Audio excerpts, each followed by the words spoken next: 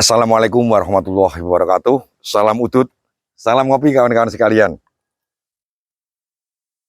Kembali bersama Om Bob dalam tutur dan tutur sejarah. Kawan-kawan sekalian, Om Bob saat ini masih berada di Kabupaten Purbalingga. Tepatnya Om Bob berada di Desa Purbalingga Lor, di depan makam Adipati pertama Purbalingga, yaitu Kiai Temenggung Arsayuda, putra dari Kiai Arsantaka. Kawan-kawan sekalian, Om Bob kali ini tidak akan membahas tentang beliau Adipati pertama Purbalingga, namun ada korelasinya kawan-kawan sekalian berkaitan dengan sejarah Purbalingga itu sendiri. Purbalingga ini merupakan kawasan wilayah di daerah Banyumasan ini yang memiliki sejarah panjang sekali, dimulai di era sebelum Majapahit, Demak, Pajang, Mataram.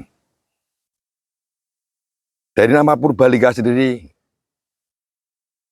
dapat kita simpulkan sebetulnya dari berbagai literatur. Purba itu kuno sekali. Lingga adalah salah satu artefak dalam agama Hindu, yaitu lingga dan yoni. Itu mungkin salah satu asal daripada Purbalingga. Dan di dalam wilayah Purbalingga banyak sekali tersebar artefak-artefak peninggalan-peninggalan situs-situs purbakala. Sesuai dengan eranya, sesuai dengan episode sejarahnya.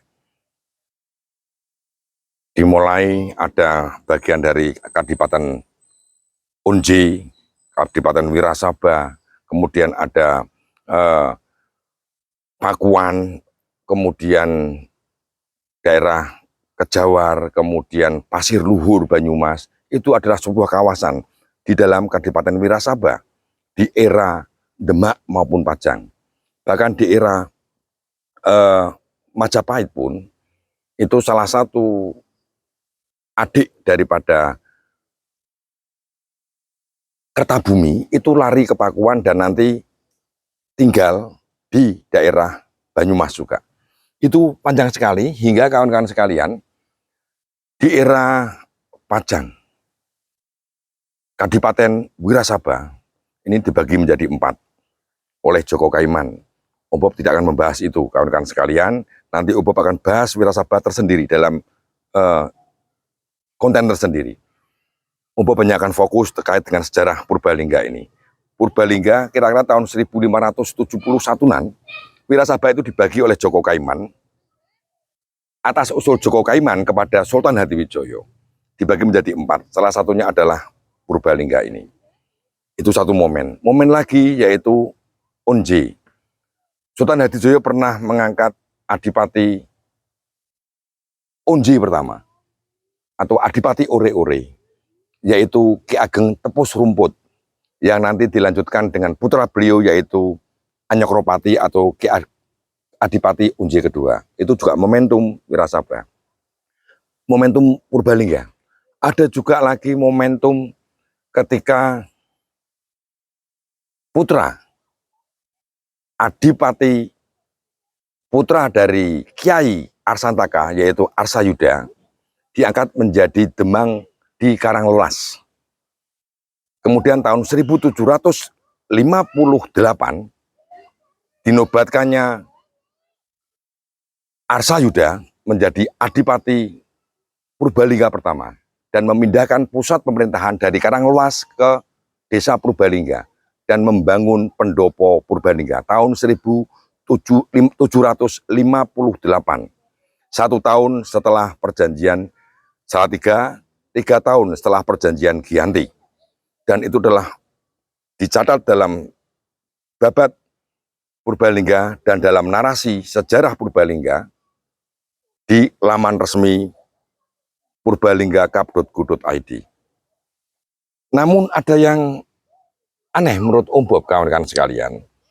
Di dalam laman resmi Kabupaten Purbalingga, hari jadi Purbalingga itu saat ini tahun 2023 yang lalu itu berusia 193 tahun.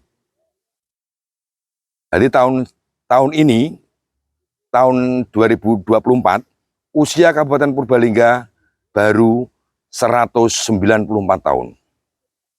Setelah Om Bob baca, momentumnya itu tidak ada momentumnya, namun dicatat berdasarkan catatan itu, Kabupaten Purbalingga berusia 93 tahun, yaitu tanggal 8 dimulai momentum tanggal 18 Desember tahun 1830. Sangat mudah sekali menurut Om Bob sebagai sebuah kadipaten yang memiliki sejarah panjang, baik peradaban maupun administrasi pemerintahan. Kalau masalah peradaban, Purbalingga tua sekali. Karena di zaman Pra-Majapahit sudah ada Purbalingga, kawasan Purbalingga. Di zaman Islam, wali-wali sudah masuk ke wilayah Purbalingga. Buktinya adalah Masjid Said Kuning. Kemudian di era Demak itu ada Kadipaten Wirasaba. Dan Pajang ada Kadipaten Wirasaba. Dengan dibaginya Wirasaba menjadi 4.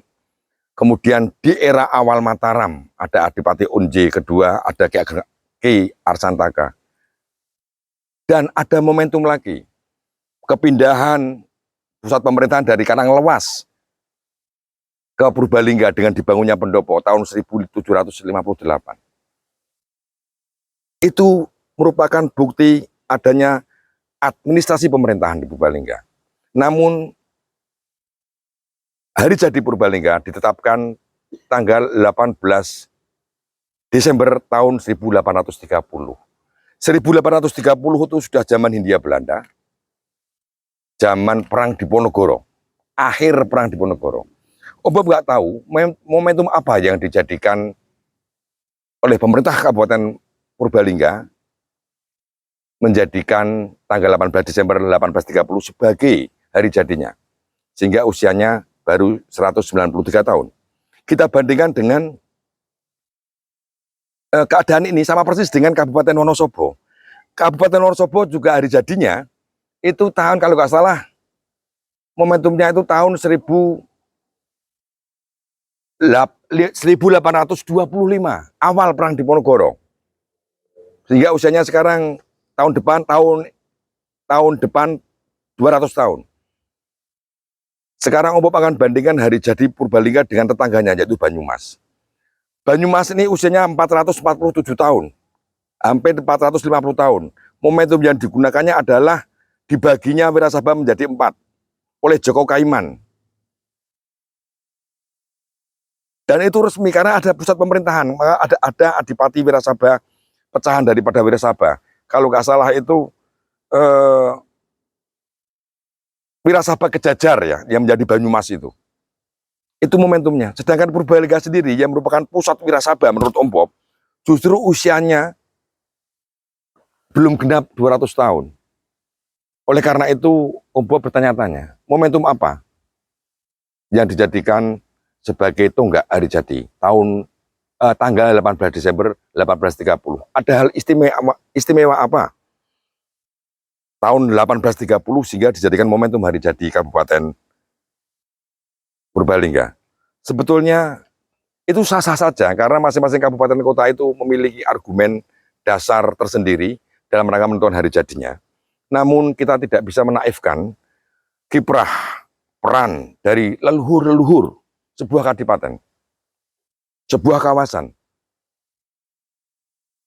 Ada Ki Arsantaka, ada Arsayuda, kemudian ada Ki Ageng Unji, Adipati Unji. Ini merupakan leluhur-leluhur Purbalingga. Hari jadi ini kelihatannya sepele, kawan-kawan sekalian, dan sah menentukan hari jadi. Namun sejarah ini menentukan jati diri. Sejarah sebuah wilayah, sebuah kadipaten, ini berkaitan dengan jati diri, harga diri, kebanggaan warganya. Kalau seandainya itu kota, bukan kadipaten, masih lumrah, berusia 200-100 tahun. Tapi ini kadipaten yang memiliki sejarah panjang, baik peradaban maupun pusat administrasi pemerintahan. Di zaman Wirasaba sudah ada administrasi pemerintahan. Ada Adipati, ada Demang.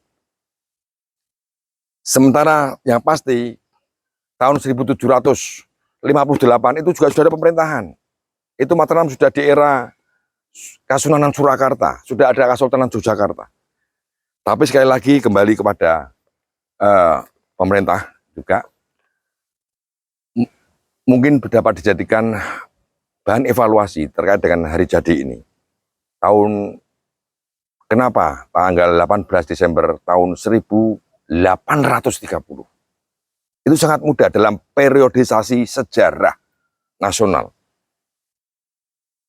di akhir Perang Diponegoro. Momentumnya momentum apa? Mungkin kawan-kawan sekalian yang dari Purbalingga bisa memberikan saran, masukan kepada Om Bob. Momentumnya itu apa? Om Bob belum melihat momentum di dalam narasi sejarah laman resmi Purbalingga. Nggak ada alasan, hanya tanggal 18 Desember 1830 ditetapkan sebagai hari jadi Kabupaten Purbalingga. Sebetulnya Purbalingga lebih tua daripada itu, baik dari sisi peradaban maupun administrasi pemerintahan. Itu saya kira kan sekalian sebagai bahan diskusi, dan ini sekali lagi, namun terlepas dari itu sah-sah saja sebuah kadipaten menentukan hari jadinya. Namun jangan sampai kita melupakan sejarah perjuangan pendahulu-pendahulu kita seperti Adipati pertama, yaitu Arsayuda atau Yudonegoro III ini, yang merupakan adipati pertama daripada Purbalingga. Dinobatkan tahun 1558.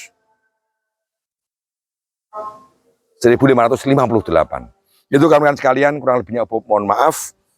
Om Bob hanya tergelitik kawan-kawan sekalian, bahwa Purbalingga tidak semudah usianya. Salam udut, salam ngopi. Assalamualaikum warahmatullahi wabarakatuh.